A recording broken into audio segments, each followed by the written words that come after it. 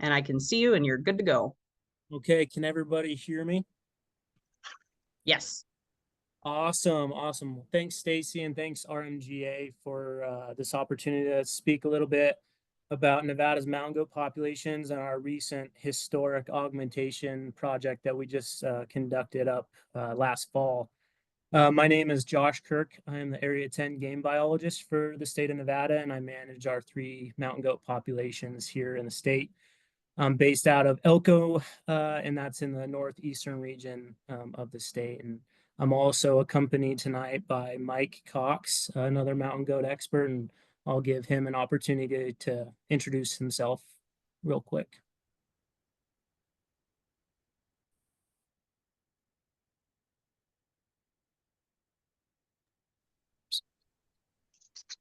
You want me to introduce myself? Yeah, go ahead and introduce yourself real quick.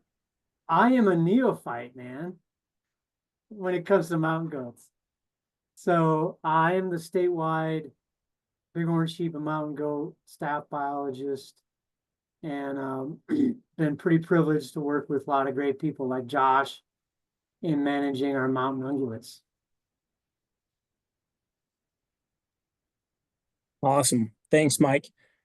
So yeah, tonight, Mike and I will just present to you guys real just 1,000-foot overview of Nevada's mountain goat populations, and then just jump into a really cool documentary that our conservation education division put up.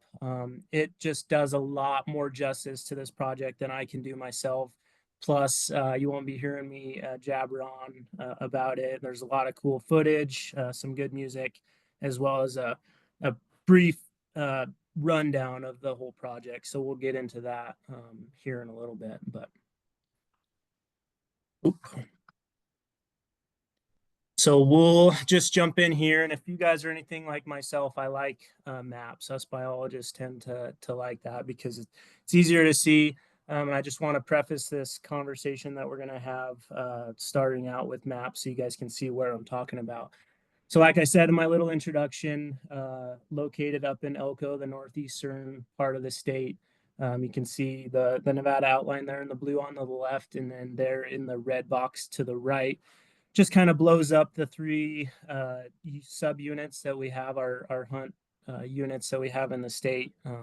So our mountain goats are in management area 10, but they reside in unit 101, 102, and 103. And you can see those there in the right. So that top portion would be unit 101, and that's the East Humboldt Range.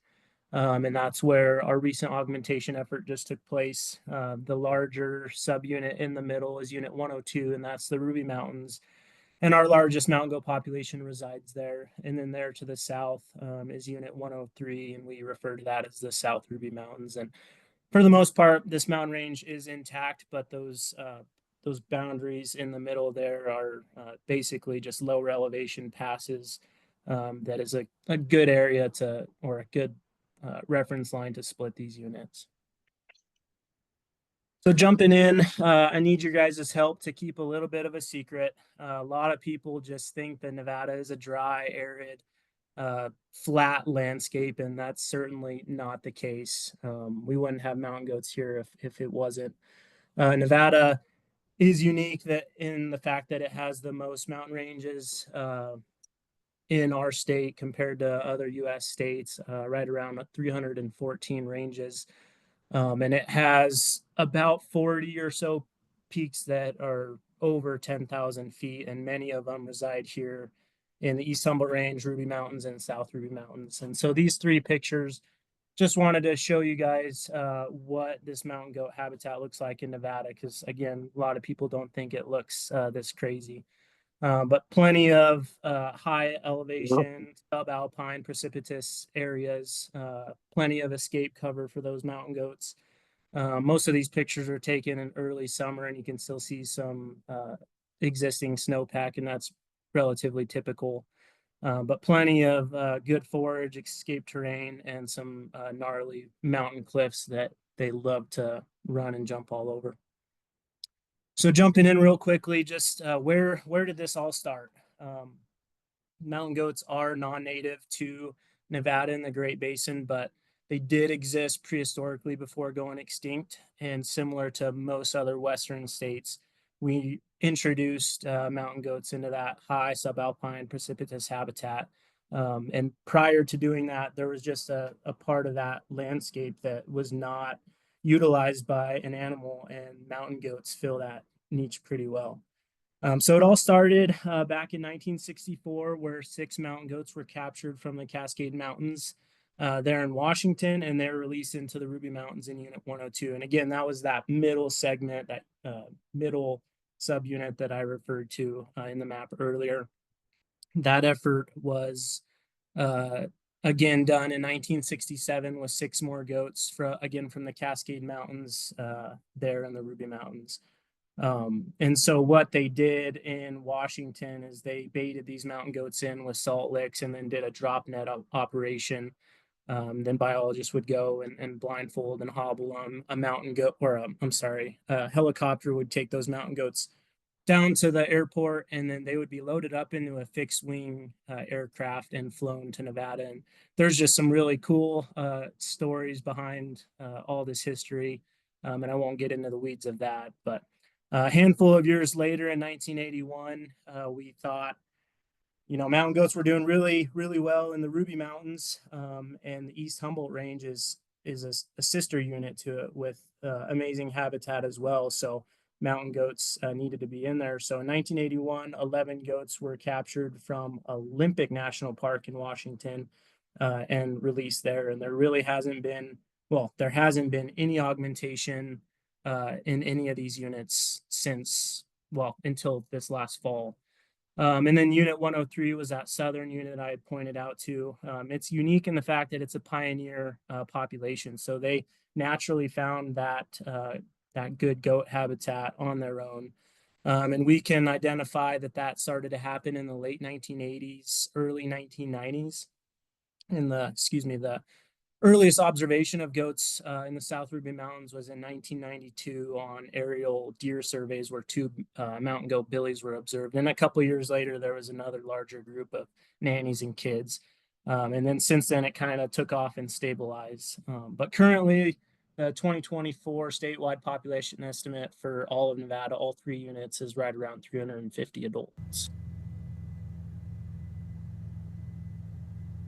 I don't know if that video was choppy or not. It was when we were practicing earlier, but that was just a footage of I took in the helicopter. But I'll leave this one up to Mike. He's going to talk a little bit about our management and monitoring and a little bit more for us.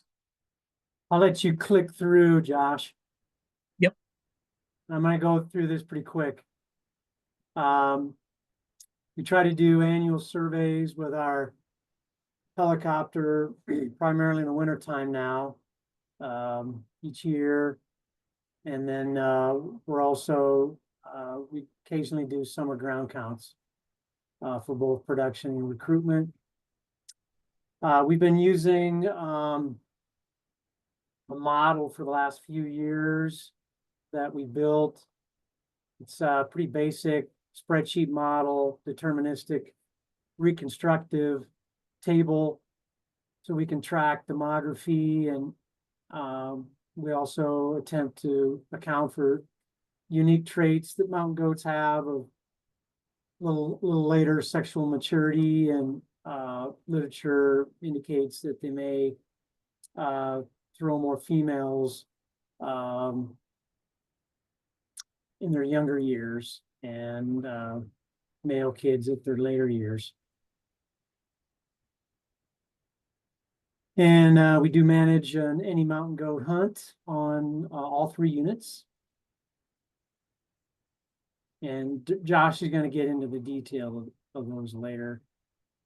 I tallied up. We haven't done a ton of collaring efforts. Only 48 animals have been collared since 2010.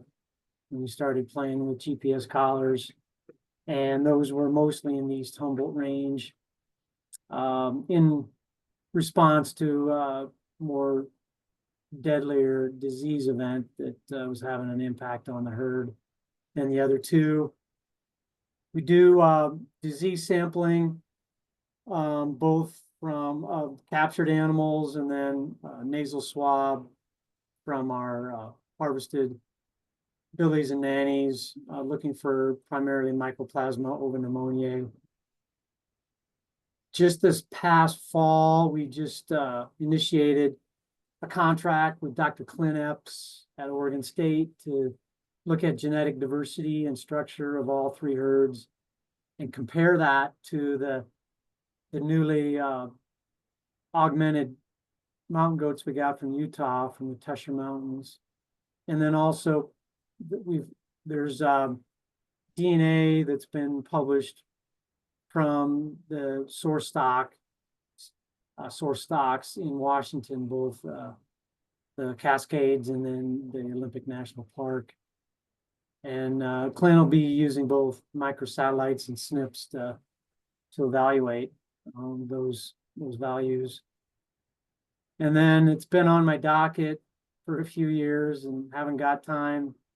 Hopefully Josh will help in us completing our first ever mountain goat management plan that will be important to have.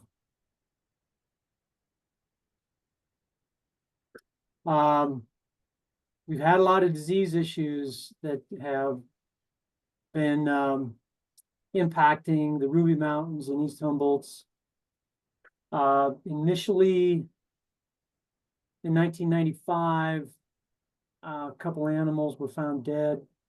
And then in 96, we actually had a mountain goat that was fresh kill, and the necropsy came back, and it was bronchopneumonia that killed it. And Josh might talk a little bit more about this, but we definitely have, I would not say in the neighborhood, but close to it, domestic sheep on the very south end of the Ruby Mountains. And there likely was a foraying, either Rocky Mountain Bighorn Ram that are sympatric with our mountain goats, or a mountain goat that went on a walkabout, or a stray domestic. But we lost about 50–60% of those herds, really both the mountain goats and the bighorn sheep in that event.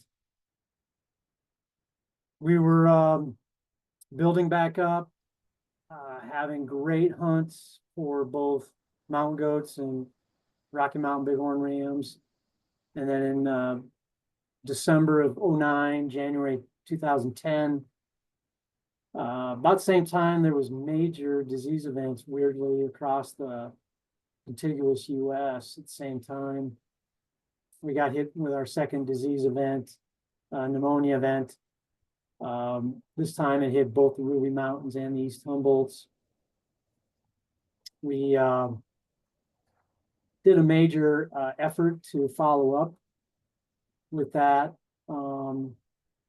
spillover to learn more about it.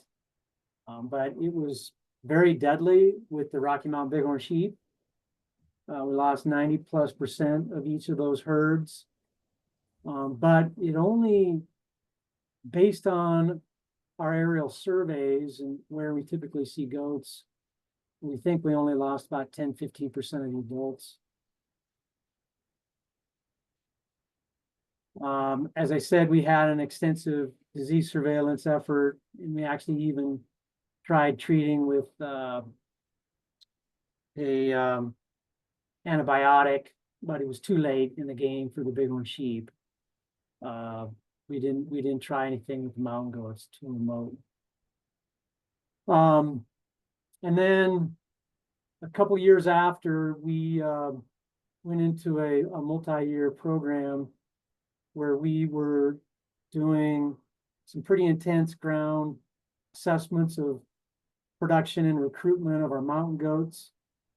And then we contracted with a graduate student from Iowa State University, and we were pretty intense in when we saw mountain goat kids go south and have the typical signs of pneumonia, shaking head, sneezing, coughing, purulent.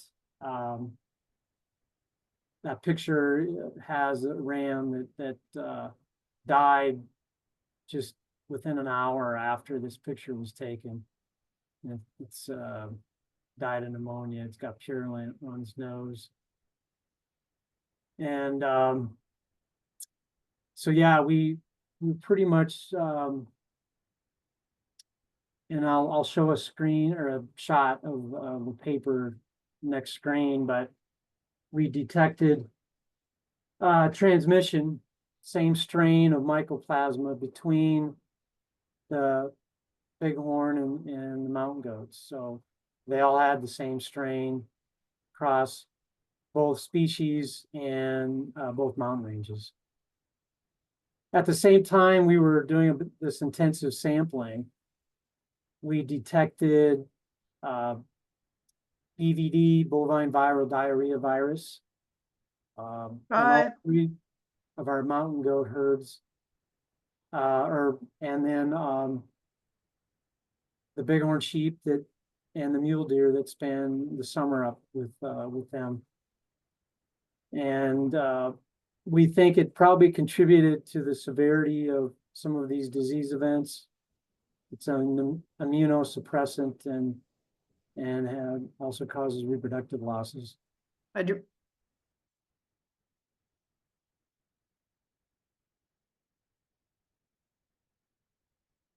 And here's the paper that was published back in Journal of Wildlife Management on our findings. So I think a lot of us west-wide thought maybe mountain goats were ironclad to the same processes that bighorn sheep died of by hundreds of thousands, actually, at the turn of the century in the early 1900s, and continue to wreak havoc. But we actually captured all of the remaining bighorn sheep in the East Humboldts and moved them to co-commiserate into the Ruby Mountains. And then we brought back Rocky Mountain bighorn sheep from Alberta. And we wanted to see and show that the mountain goats still had mycoplasma circulating, and how long would it take for the bighorn sheep to contract a new strain again. They were clear, or they were naive from Alberta. And sure enough, 3 years later, the bighorn contracted the same strain from the mountain goats that were sharing the same summer range in these Cirque Lakes. So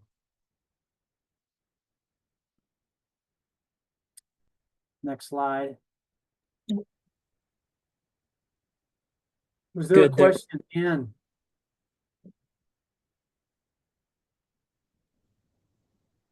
No, sorry to have interrupted there. No, it's all right. All right, back to Josh. Cool. Thanks, Mike. So I'll just jump into a little bit about hunting in Nevada. It's a very limited opportunity, once in a lifetime here, but still have it. It's pretty cool. Just jumping in a little bit of history. The first issuance of mountain goat tags in Unit 101 was in 1989 with 1 tag. In Unit 102, there was 5 tags provided to residents in 1978. And then a while later, just because that population was expanding, it wasn't until about 2000 where we can identify some sustainable hunting, and there was 2 tags provided. Like Mike mentioned a little bit ago, we offer an any goat hunt that runs from September 1st to October 31st. And any goat meaning they can harvest a nanny or a billy, but nanny harvest is heavily discouraged just because of the low reproductive potential that mountain goats have, that I'm sure most of you guys know about. Most mountain goats aren't sexually mature from 3 to up to 6 years of age, and some nannies even don't throw kids until every other year. So just real low reproductive hunting, and the harvest of nannies does hurt the population. Currently, well, from 2011 to 2024, of all the harvested goats, about 27% of those are nannies. I do just want to mention that prior to hunters receiving their tag, they have to take a mandatory mountain goat hunting and sex identification course. This just goes through a bunch of literature, a bunch of pictures and footage distinguishing the differences in the sexes. And I just want to throw out a plug for the Rocky Mountain Goat Alliance. We do utilize your guys' sex identification video that's on the website, and that really seems to help our hunters. The average statewide hunter harvest is right around 86%. So folks are doing really well when they do draw the tag. But it is important to note that there are folks that have 20 up to 30 points in their pocket. So it really just depends on the type of hunter on the mountain. The largest billy ever harvested in Nevada measured 54 inches flat, and he was taken in Unit 102 back in 1986. And then currently, despite some of the disease issues we've recently had, we're starting to see a little bit of increase in total tags. The last year's hunting season, we had 16 total tags that were issued for the state, and one of those was for a non-resident tag, and then another one was a specialty, what we call a silver state tag. So a little bit more about hunting in Nevada, and like maps, us biologists love to show graphs as well. So this just kind of shows the, a snapshot in time from the inaugural hunts back in the early 80s to present day. And these really just follow the boom and bust cycle of our mountain goat populations. So seeing that disease die off right around 1995, 96, and then the populations recovering. And then again in the winter of 2009 and 10, a severe die off, which dropped the total populations and drop in tags following. Do want to mention that this last year, the 2024 hunting season, was the first time we had no nanny harvest since 1995. So fingers crossed that is a hopeful trend that could be continued the next couple years. Diving a little bit deeper, our average age for mountain goats is pretty strong. So if you're the lucky person drawn on a tag here, your options of harvesting a nice billy or a nanny or a mature billy or nanny is pretty solid. The average age hovers right around 5 years old for throughout time. What's not pictured here is Unit 103, and that's mainly because of the low number of tags that have been allotted. So it just skyrockets all over this graph and really doesn't indicate any trend. But Unit 101 and 102 definitely does. And then along with that, people are able to harvest mature animals, and those mature animals have pretty lengthy horns. So this is another graph of maximum horn length of all of our goats harvested by unit and year throughout, well, since about 2000. And so that statewide average is right around 9 inches and 2/8, kind of hovers right there. And similarly with Unit 103, because of the low number of tags, I just took it out of this graph because it was, again, just all over the place. Didn't really show much of a trend. And then real quick, before we get into the cool video and you guys can stop listening to me jabber, I'll just go through a quick a synopsis of each unit specifically. So gonna go a little bit out of order. I'll do Unit 101 last because that's what our recent augmentation effort kind of resides on. So we'll start in Unit 102. And again, that was that central mountain goat population, our largest population as well. So last year, our estimate was right around 240 adults, and we will see a slight increase in that population estimate again this year, just with above average kid recruitment rates that we saw on survey back in January. So currently that population trend is slightly increasing. And then that population hit as high as 320 adults prior to that 2009 and 10 winter die-off. So hopefully we can build back and get back to that point eventually. Last year, like I mentioned, there was 14 tags for Unit 102. So largest population, some of our most hunting opportunity there. So this population from introduction was really static until about the mid 1980s. And then from the mid 1980s to 1995, it really started to boom until that 1995-96 die-off that Mike mentioned. And then started to recover really well. And then again, just got hit in that 2009 and 10 disease die-off. And it took only about 4 or 5 years of real suppressed kid recruitment rates post that die-off until it started to recruit at relatively moderate rates to become stable and slightly increasing. And that is different than our Unit 101, our East Humboldt population. And I just want to make it known that there is some summer habitat overlap with Rocky Mountain bighorn sheep. So that potential for disease spread is still there, specifically because of domestic sheep farm flocks that are near Rocky Mountain bighorn sheep winter range. And then the Rockies will move up in elevation during the summer and commingle with mountain goats. So hopefully we stay disease free for quite some time. There's some potential to get rid of some of the domestic sheep farm flocks in the future. So hopefully that's the case, reduce some of those issues. Jump in any Unit 103, that was that southern unit, our pioneering population. That population estimate as of last year was about 50 adults. It'll probably be about the same this year, and its highest population estimate's really been about 50. So it's been stable basically throughout time. There's been a consistent amount of one tag provided to a resident each year for quite some time now. I didn't put the kid recruitment rates onto this graph because similar to the small or the minimal amount of tags, the sample sizes that we see on January aerial surveys is 3 to 11 goats. So it's a super small sample size, and those ratios vary. Josh, did you mean to advance the slide? Is there a slide for the next one? Which one are you seeing here, Rich? I'm still seeing 102. Is that the one you want us to show us? Is everyone else seeing 102? Mike? No, I'm at 103, so I'm wondering if yours is just behind, Rich. Got it. Thanks. Yeah. Oh, okay. Sorry, Rich.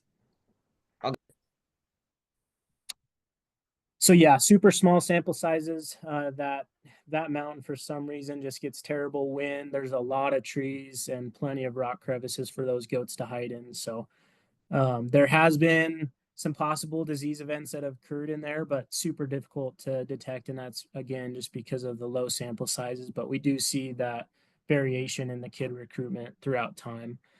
So yeah, it's relatively stable, but the disease potential is huge here. There's some serious overlap of seasonal habitat use with domestic sheep trailing routes in this unit. So there's always that potential, which is scary. So hopefully that will go away in the future. And then lastly, Unit 101, the East Humboldt range, which was that northern unit I was showing on the map.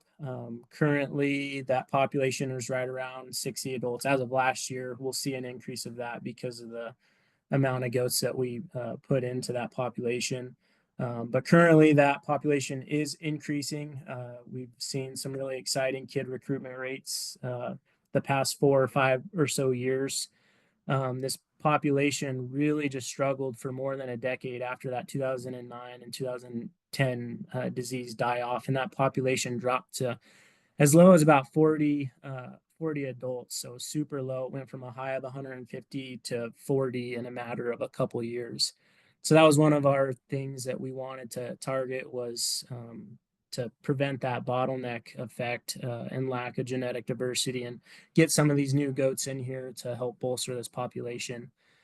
But yeah, like I said, consecutive dismal kid recruitment rates. There was a year in 2013 where, of a sample of about 50 goats, there was not a single kid observed. So just goes to show that that pathogen was still on the landscape. Chronic shedders were still spreading that disease, and kids were succumbing to that. But like I said, the last 4 years seen super strong recruitment levels, and over the course of I think 5 or 6 years, we've collared and disease sampled 21 mountain goats in this population. And all of those samples came back negative, and we were starting to see high kid recruitment rates. So all indications that this population really naturally overcame the disease pathogen. And I don't want to spoil much more of the video. It'll go more into depth here in a second. And then again, similar with Unit 102, these mountain goats share summer habitat overlap with the Rocky Mountain bighorn sheep, but the potential for disease transmission is relatively low. There's not an overlapping domestic sheep trailing route or close proximity farm flocks with domestics. So hopefully this population continues to increase, and these new goats provide some new genetic makeup, age structure, and just help this population grow to back to where it was prior to the 2009 and 10 die-off. So with that, we are going to watch this 10-minute documentary that our Conservation Education Division put together.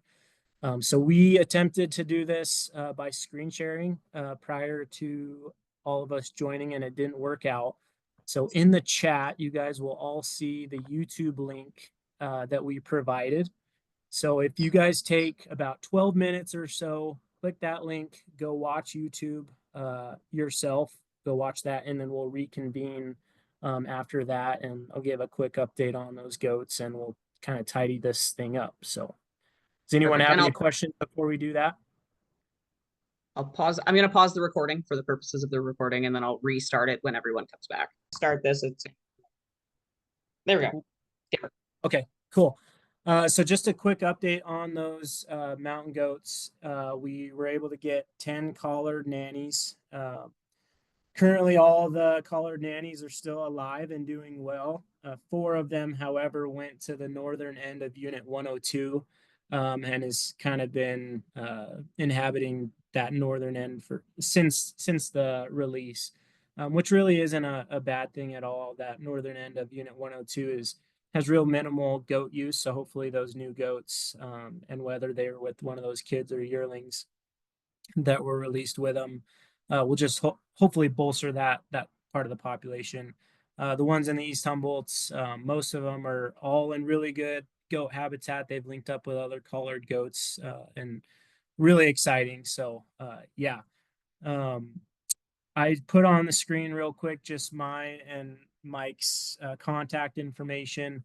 Feel free to reach out to me by email or phone if you guys have any questions or want to come and do any volunteer opportunities. I know a couple of my volunteers are online watching, and so they could probably speak to how cool it was coming over and doing some of those summer surveys with me. I'll probably be doing that again next summer, and for a handful of years, just making sure that the kids are recruiting at adequate levels and monitoring those collared nannies. So there's that. And I'll just open it up to questions, unless, Mike, you have anything to add.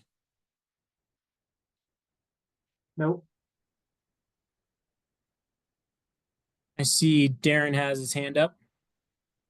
Yeah, you're speaking a little bit about domestic separation, and I'm just wondering whether your state has any formal kind of what would you say, control or regulation of domestics in that area? Mike, you want to tackle that?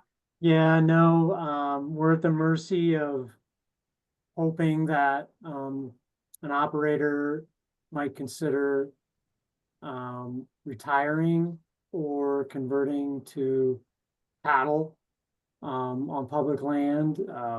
But no, we don't have any hard legislation or rules that can reduce the domestic sheep issue. We just kind of dance around it and try to avoid it spatially, but it's still wreaking havoc in our bighorn sheep. But hopefully not mountain goats for a while. Thank you. Go ahead, Ann.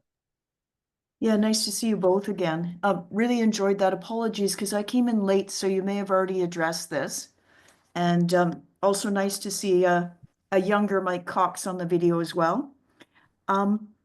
Two quick questions. One is whether you're aware of evidence of MOV in mountain goats in other jurisdictions. And also that ability, it was great that you were able to strain type and find that that same strain was in the bighorns and the mountain goats. So evidence of transfer between those species. Yeah, just real quick, we did. I am definitely not aware of the exposure of mountain goat herds throughout the West. And I believe Utah has been sampling their goats.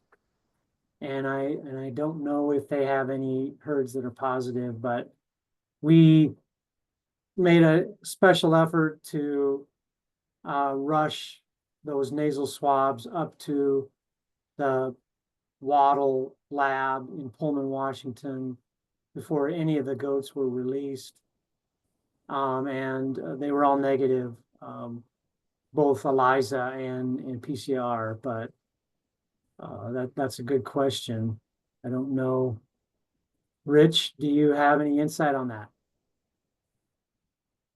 Well, it's my understanding that Garrett's study uncovered some positive MOVs in goats in the Yellowstone system.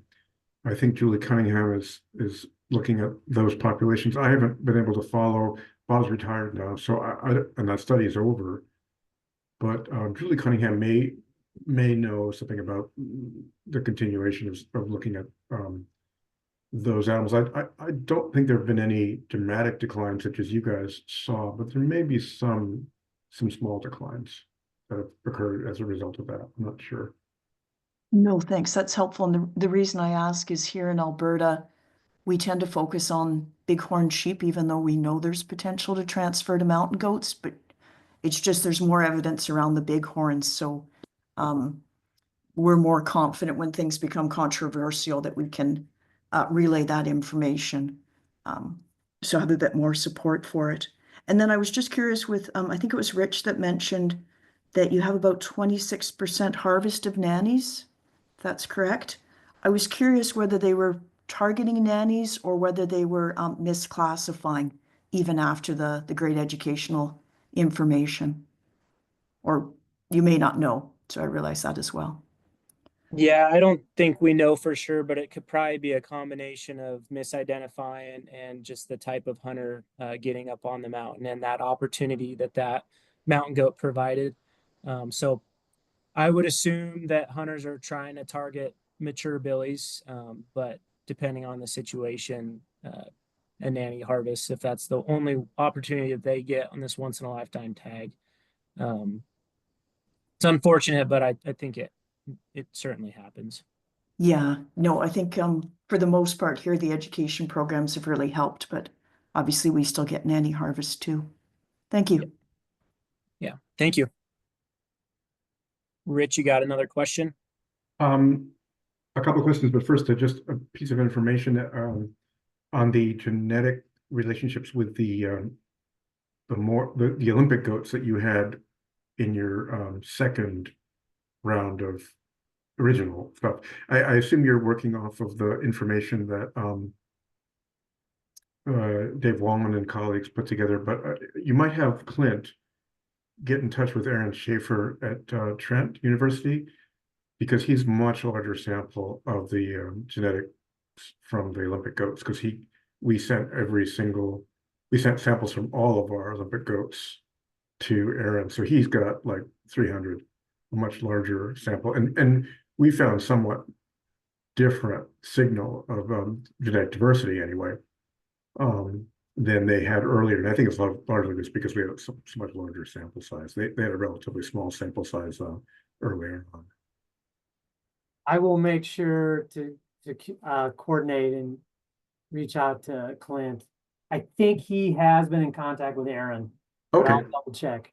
that'd be great. And then 2 questions on your translocation or augmentation. You said you had 3 kids. Did they stay with moms?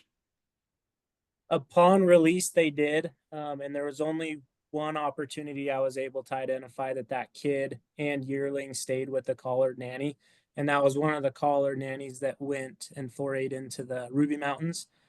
And I found her on our January aerial surveys, but I didn't do an aerial survey in 101 this year just because of the large ground effort that we conducted this summer.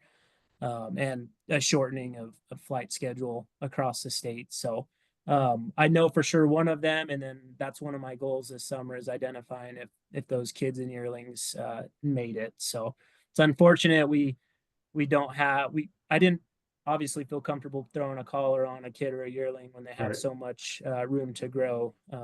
But hopefully opportune or positively thinking they made it and will provide to the populations. So the nanny who took a big long trip, she has her kid with her? Her kid followed her all the way? It looked like it, yep. So I still ear tagged the kids and the yearling, so I was able to identify that they were still with her. So Very cool. pretty exciting on that end. Yeah. I saw you had like a horse trailer that had separate compartments. Did you put the kid in with the nanny or were they separate? We did. So each crate has a divider in the middle. So we made sure that if a nanny and kid came in together, we would put them together in the same crate, and we would open the nanny first, and then the kid would be able to watch that nanny Yeah. run out and hopefully tie into it. It's not a perfect method, and if we were able to do this again, we'd be looking for And more remind me, opinions on it. remind me the time of year again? This was in October. Oh, okay. November. Yeah. November, sorry. So those are older kids. Yeah, that may be the difference. Okay, because as Yeah. you know, we had no luck with that at all. But we weren't able to do our captures nearly that late. We had to do our captures in the summer. Gotcha. And finally, you got cougars in those ranges? Yep, absolutely. Yep. We haven't really identified them as a limiting factor for our mountain goat herds, however, but yes, there's certainly some mountain lions up there. Maybe they haven't figured it out yet. Hopefully they don't. Yeah, yeah, okay, thanks. Thanks, Rich. Anybody else have some questions? I think we only have a couple more minutes left. Just the thought that Everyone's time. if it stays as successful as you are getting, that's pretty interesting, and it's I think it implicates the time of year that you are able to do it so much later in the year. I'm guessing that is some reason why you may have had less initial mortality than we had in Washington. Yeah, and I guess at that point in time, winter conditions were extremely mild as well, so they didn't really have to face winter right off the get-go trying to find their new locations or honey holes.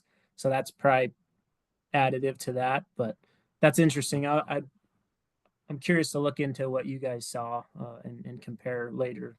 Well, I mean, we began to see a small signal of that even within the 4 bouts of translocations that we did, but we had such a smaller window of time, so we didn't have much variation from our earliest to our latest. But there was still a bit of a signal that our September translocations tended to be more successful than our July ones. It is interesting. All right. I'm not seeing any other hands up. I'm not seeing any other questions or anything. So I'm going to stop recording because I think we can wrap up.